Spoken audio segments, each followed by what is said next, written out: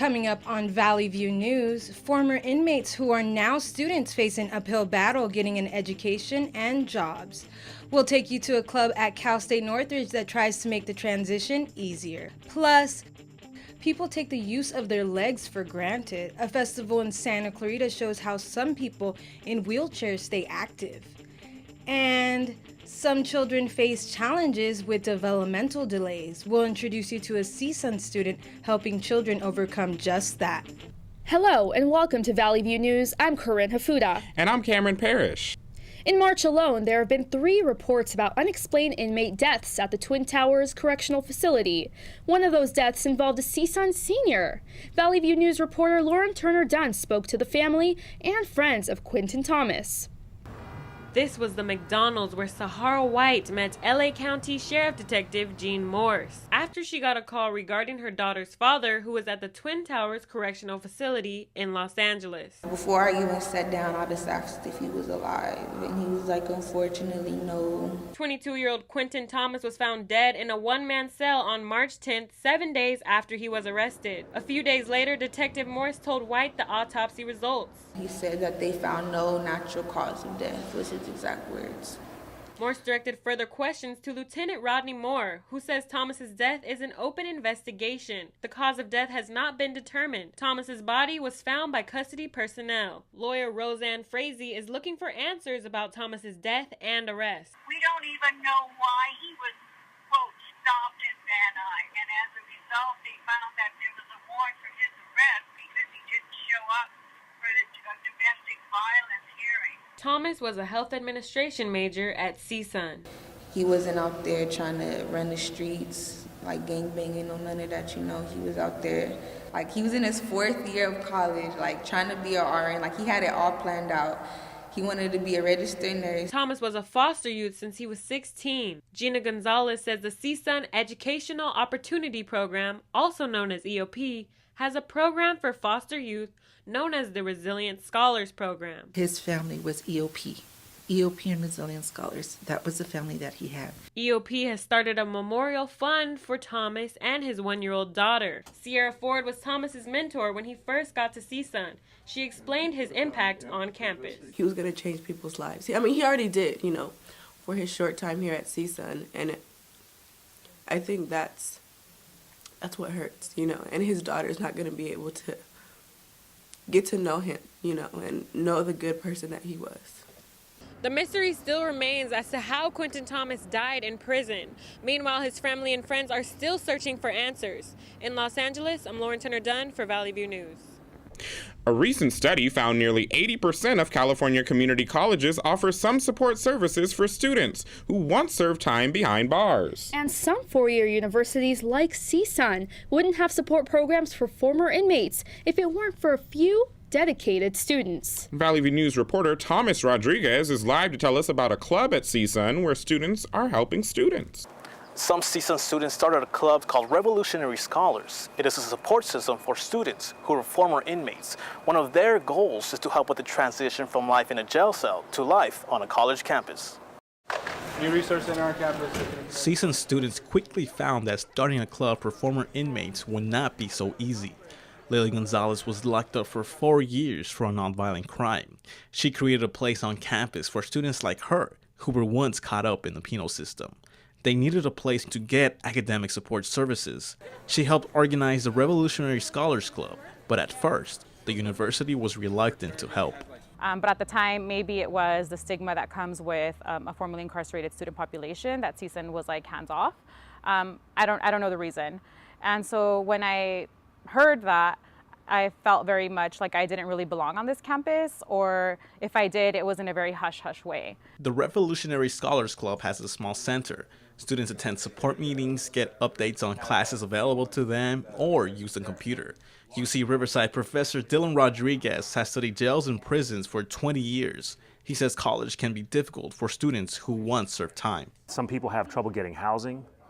Some people are uncomfortable having to check the box, the proverbial box around if they've been incarcerated, if they've been convicted of a felony, etc. Some folks have issues with financial aid, and then other folks just have issues with the kind of stigmatization on campus. Diego Paniagua works at the club center located at the Chicano House. He's studying for his master's in Chicano studies. After getting his bachelor's degree, he realized his criminal record kept him from getting a good job. His past didn't go unnoticed.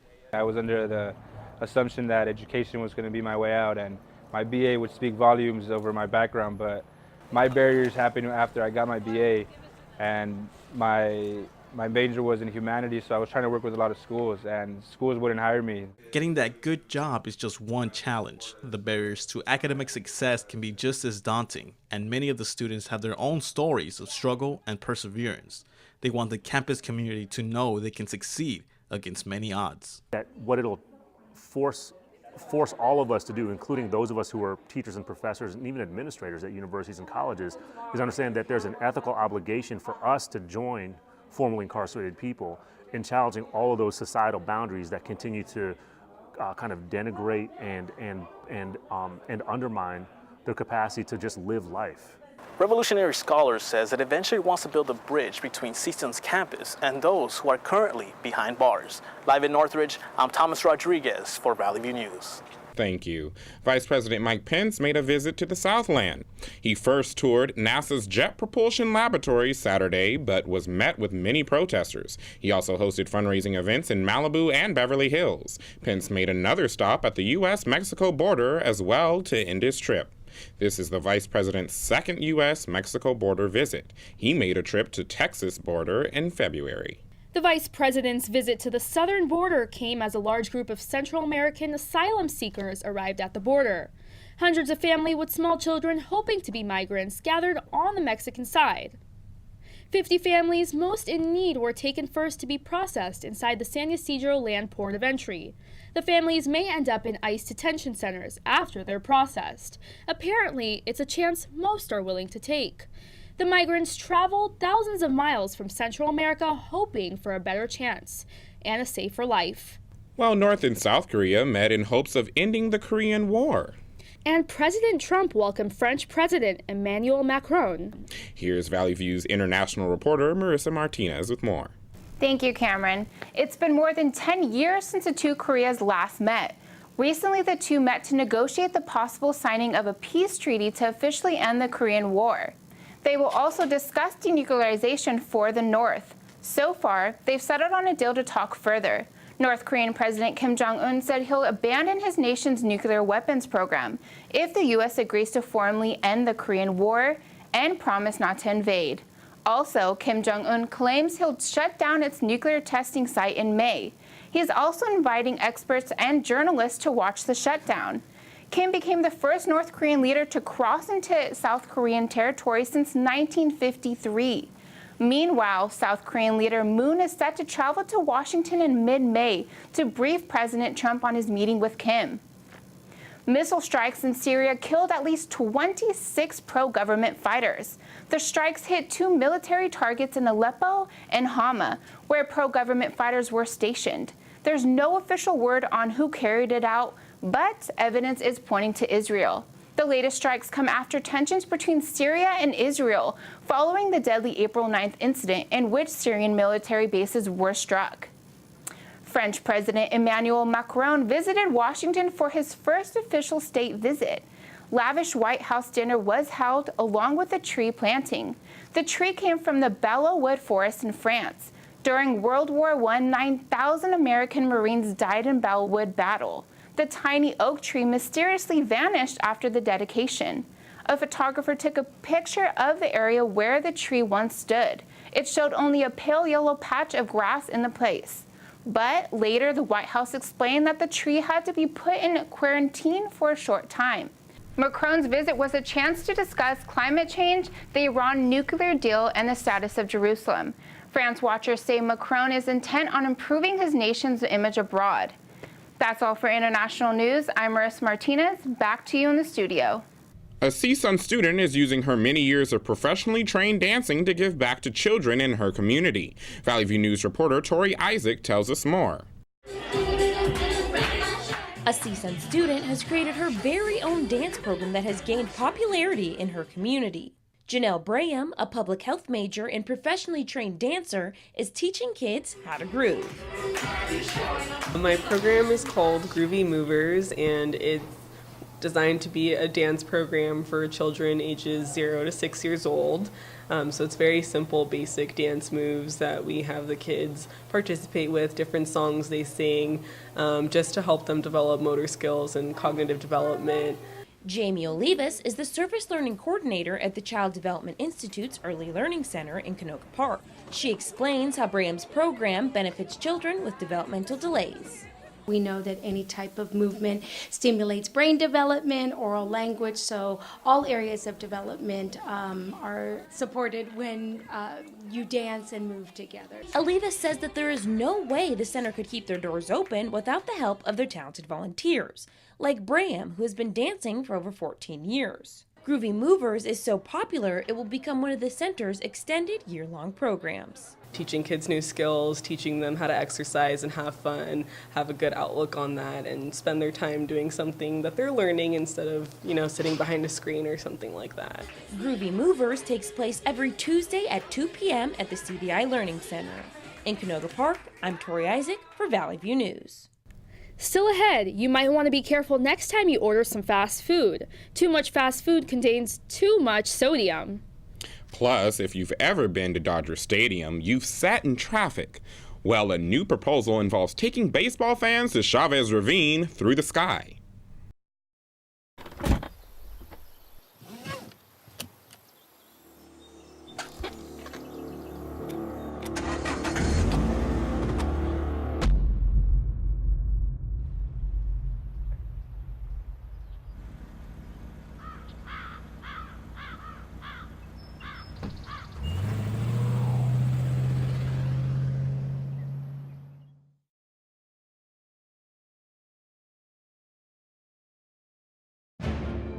I came to CSUN to learn.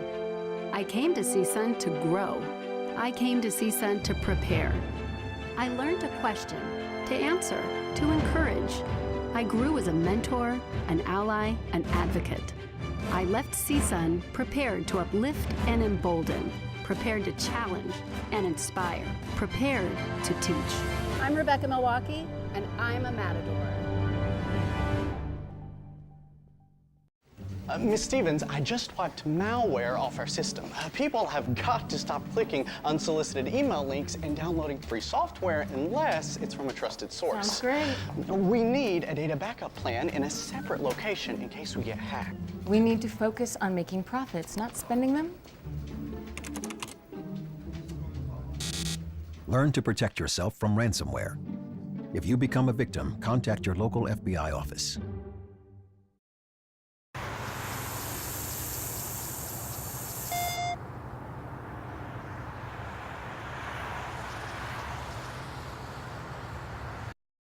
Some people with physical disabilities can face challenges staying physically fit. Our Valley View News reporter Ambar Rodriguez traveled to Santa Clarita to see how a few people on wheels stay active. The World Health Organization says not getting enough physical activity is one of the leading risk factors for death worldwide. Dr. Terry Todd, director at the Center of Achievement through Adapted Physical Activity, explains how it can be difficult to get physical activity when dealing with a physical disability. Well, physical activity is important for everyone, right? And it's no different if you have a physical disability. I think it's equally, maybe even more important in the way that it's maybe more difficult for people with physical disabilities to get physical activity as easily.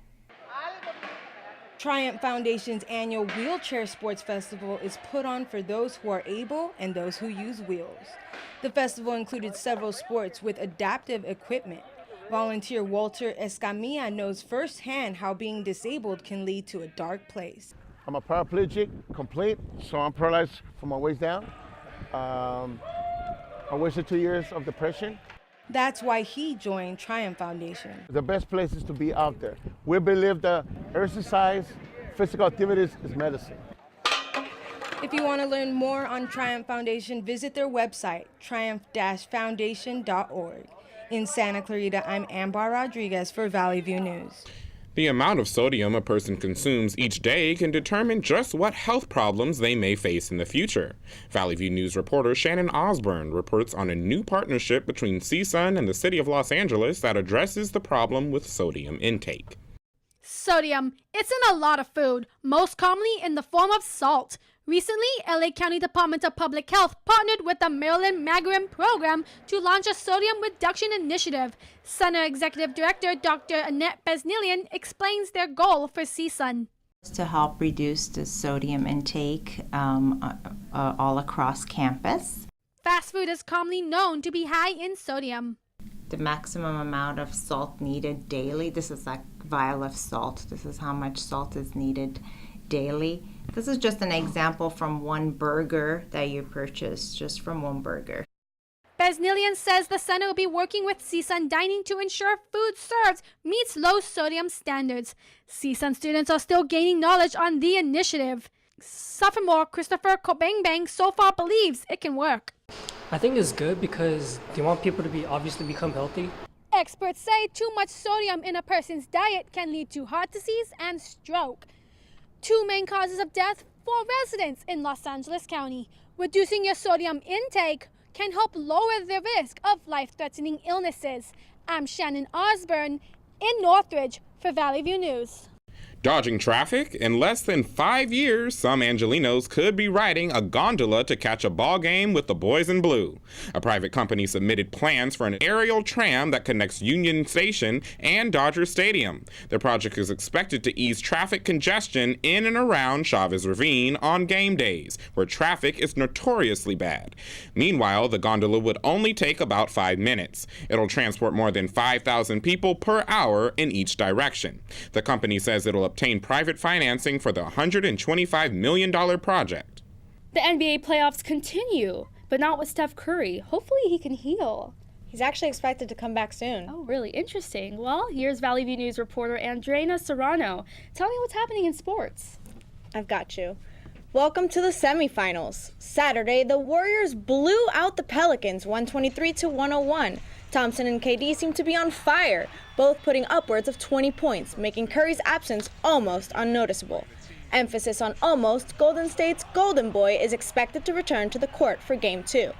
Also dominating in the Western Conference, the Rockets beat the Jazz 110-96. While the Western Conference has been a slam dunk, the East was late to the party.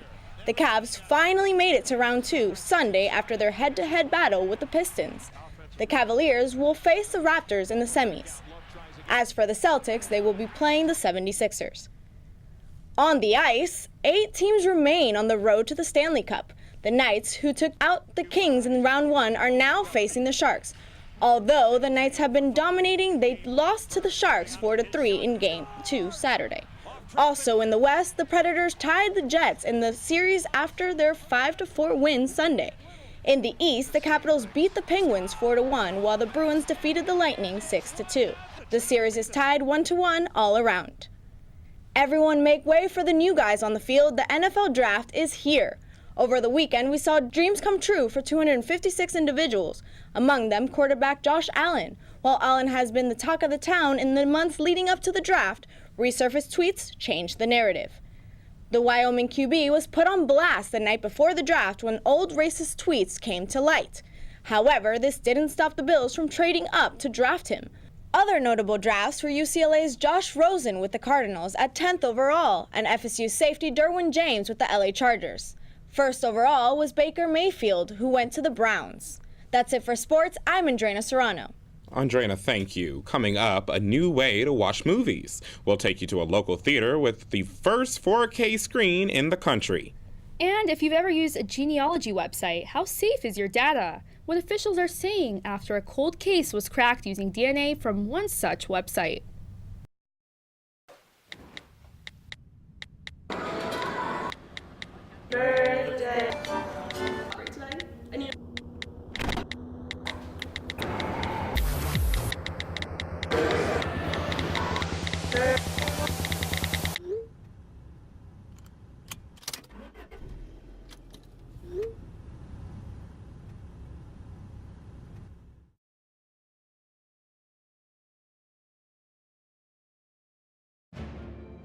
I came to CSUN to learn.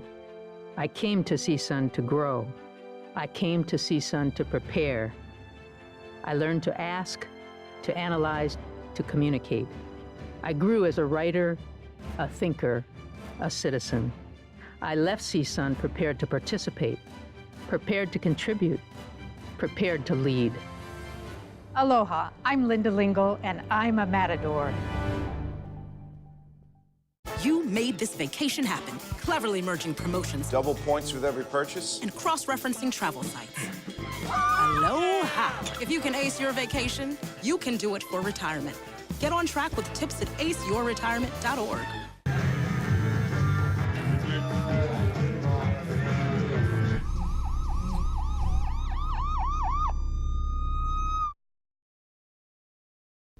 Our campus newspaper, the Sundial, has been working hard on all sorts of stories. With what's coming up on the next issue, here's Editor-in-Chief Brandon Ilano. One study says that employers are likely to hire lower percentage of college graduates compared to 2017. Speaking of fast approaching, today was the last day to submit financial aid documents to Byramien Hall. Students waited for nearly 2.5 hours to make it to the front desk. We talked to students and employees at Byramien Hall. Thanks, guys. The Samsung Corporation partnered with a local theater to unveil America's first LED screen. Pacific Theater's Winnetka debuted the screen last weekend. It's like a giant 4K TV in a movie theater. The new type of screen is called Onyx because of its true black picture quality. It's smaller than the typical projection screens used by most theaters. A projector isn't used to display the image. It also has a custom JBL sound system to enhance moviegoers' experience. It hasn't been said whether ticket prices will go up where the new screens are used. Well, from the box office to the streets of Hollywood, I hear there's a new Marvel's Avengers movie that came out this weekend and hit the top of the box office story. It's really good. Have you seen it? I have not, but I have plans on seeing it this weekend. You have got to, and maybe on a 4K screen. Well, hopefully that's how things are looking. It's got to be the year of the superhero. Avengers Infinity War made history by earning $630 million worldwide its opening weekend. The film surpassed The Fate and the Furious' $542 million opening record, and it still has yet to screen in China. It cost around $400 million to make. The film has a massive cast that includes various superheroes throughout the Marvel Universe. Thor, Spider-Man, Black Widow, Doctor Strange, the King of Wakanda, and Gamora are just a few of many in the film. Avengers 4, the sequel, is expected to come out next year in the spring. Comedian Amy Schumer didn't let being hospitalized due to a kidney infection stop her from cracking jokes. Schumer shared a picture of herself on Instagram lying on a hospital bed hooked up to an IV. She's been hospitalized for 5 days, which caused her to miss the premiere of her new film, I Feel Pretty. She jokingly wrote, "I wanted to share with you this because this is sexy as hell, but mostly because I was meant to go to London." Don't think a kidney infection will stop her from feeling pretty. Crikey, mites. Sound familiar? It's been 12 years since the crocodile hunter Steve Irwin died. Now, the Hollywood Chamber of Commerce awarded the croc hunter his star on the Hollywood Walk of Fame for the television category. His widow and their 2 children attended the ceremony. His daughter Bindi choked up while giving her speech. Irwin's family said they want to keep his legacy alive forever. He wanted the folks down under to remember him for his passion and enthusiasm. So go ahead and throw some shrimps on the bobby and celebrate. That's all your entertainment news. I'm Tori Isaac. People with autism often struggle expressing themselves in various ways. Valley View News contributor Natalia Vivino introduces us to the theater group in Beverly Hills that helps some with autism embrace who they are. Every Tuesday night, a group of actors at the Wallace Annenberg Center rehearse for an original musical they created. It's for an inclusive theater program called The Miracle Project. It helps kids with autism embrace who they are. It's taught me to be social, to be more social, to talk more, to actually be confident with myself. Rehearsals are a collaborative process with the cast and creative team working together to create a show from scratch. The actors also vary in age and ability. This creates an environment not just for disabled kids, but for everyone. I think the greatest compliment is when people say, I couldn't tell who has a disability and who doesn't, because we're an ensemble. The musical is called 185 Wilshire, A Love Story. It's inspired by the cast's real-life experiences navigating different types of relationships. But what the show also does is emphasize the importance of staying true to yourself. I think what's different at the Miracle Project is that the students feel they're being heard. As the kids get ready to put on their show, the Miracle Project proves once again that no matter your experience or abilities, theater is for everyone. In Beverly Hills for Valley View News, I'm Natalia Vivino. Well, this should be interesting. Family members of the Golden State Killer could have had their civil rights violated. That's so interesting. And two big cell phone companies are merging. And I wonder what that means for the future of cell phones. Are we going to only have a limited amount of companies now? I hope the prices don't go up either. Yeah, well, I guess Lauren Turner Dunn, our social media health and tech reporter, has more. Lauren? Thanks, Cameron. As technology improves, so do ways to track down criminals. That's certainly the case involving the Golden State Killer and how he was captured. After years of investigating, he was found 2 weeks ago, thanks to improved DNA searching. Police tracked down 72-year-old Joseph James D'Angelo through a private genealogy database that one of his relatives once submitted DNA to. Though the search was successful in finding a killer, the case raises questions about whether a person's private DNA search can be used in criminal investigations. Right now, there are no protections. The problem is the expectation of privacy disappears when you're openly giving it to people. This process is different because authorities didn't trace D'Angelo's DNA to make an arrest. Lawyers say D'Angelo's family members may have had their civil rights violated. After years of negotiations, T-Mobile and Sprint finally agreed to merge. The combined company would take on T-Mobile's name. The deal, if approved by regulators, would leave only two other major wireless carriers in the U.S., Verizon and AT&T. Sprint and T-Mobile first discussed a merger in 2014, but those plans were stalled after the Obama administration raised concerns. So far, the Trump administration has been tough on mergers in the communications industry. Some recent studies indicate that yoga could help reduce chronic lower back pain and improve functionality in older adults. By combining breathing exercises and physical postures, yoga will stretch your muscles and keep you limber. The National Institute on Aging has special tips for aging adults. First, make safety your top priority. And then, find a yoga instructor who understands your needs. Lastly, listen to your body. As with any exercise routine, check with your doctor before signing up for a yoga class. That's it for Social Media Health and Tech. I'm Lauren Turner Dunn. There was an emotional moment for a retiring Sarasota, Florida police officer as he said farewell on his last day. The department shared a heartwarming video of Officer Andre Jenkins signing off on his final shift. It has since gone viral on Twitter and social media. Take a look. I wish you all well and a safe tour of duty. It's 6106, Officer Andre Leroy Jenkins Jr. ID 1000. 10-7. And with that, we sign off for the final time this semester. A special thanks to our fellow Valley View News team, our producers, and reporters. We're all champs. I'm Corinne Hafuda. And I'm Cameron Parrish. Remember, for news any time of day, go to our website, sundial.csun.edu. Have a great summer. Have a great one.